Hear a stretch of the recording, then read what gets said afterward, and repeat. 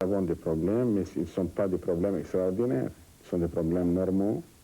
Nous avons des problèmes de financiers, de passer les projets, de discuter, critiquer, des choses comme ça. Mais ça marche très bien. Maintenant, le Liban, c'est un chantier, le plus grand chantier peut-être dans le Moyen-Orient même. Est-ce que la visite du président Jacques Chirac est un événement important pour vous, que vous Certainement. préparez avec soi et que vous attendez? Oui, on l'attend, le peuple libanais l'attend. Et je crois que ce sera très bien que M. le Président nous visite ici. Pourquoi?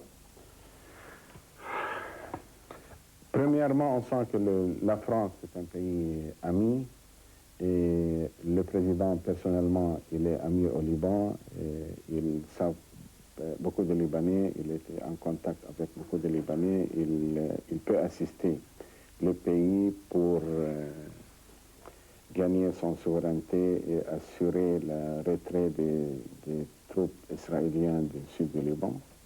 Et il peut assister que le partenariat entre Liban et l'Europe, en général, et en France en particulier, sera beaucoup plus fort que maintenant.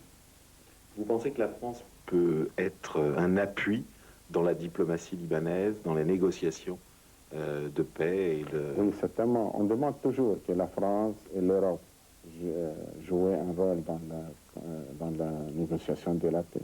Maintenant, si on a eu un accord avec Israël, nous sommes obligés à envoyer la plupart de notre armée et de notre sécurité intérieure au sud du Liban pour assurer la sécurité là-bas. Et pour ça, on a besoin de Syriens, de leurs troupes syriennes pour être sûr que la sécurité du pays est assurée. Pensez-vous que cette présence, que cette aide syrienne va durer encore longtemps et que tout dépend quand Israël va retirer. Et tout dépend aussi de l'aide qu'on va avoir pour renforcer notre armée.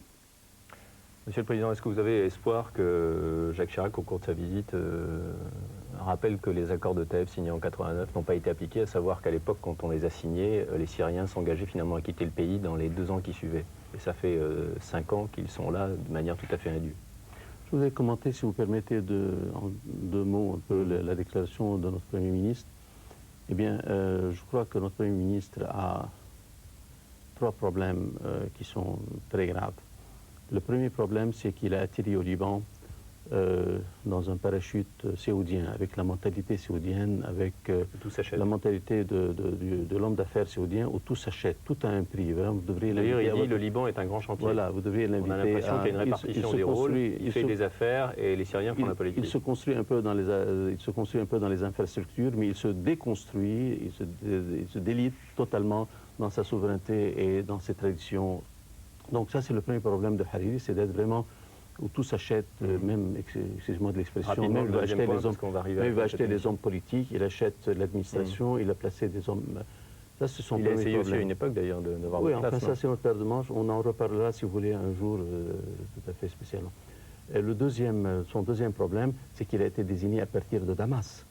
Donc c'est tout à fait normal, je ne vois pas du tout Hariri demandant le retrait de l'armée syrienne parce qu'il a été nommé par Damas précisément pour couvrir cette armée syrienne et couvrir. Et toute cette affaire de reconstruction, c'est en même temps une diversion pour le côté souveraineté et liberté. Et le troisième point, rapidement? Et le troisième point, c'est qu'actuellement, le pays est en train d'aller à volo.